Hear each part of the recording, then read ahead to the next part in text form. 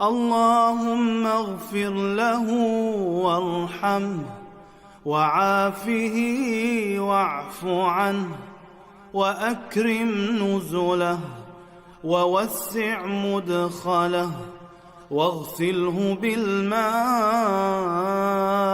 والثلج والبرد ونقه من الذنوب والخطايا كما ينقى الثوب الأبيض من الدنس. اللهم جازه بالحسنات إحسانا وبالسيئات عفوا وغفرانا.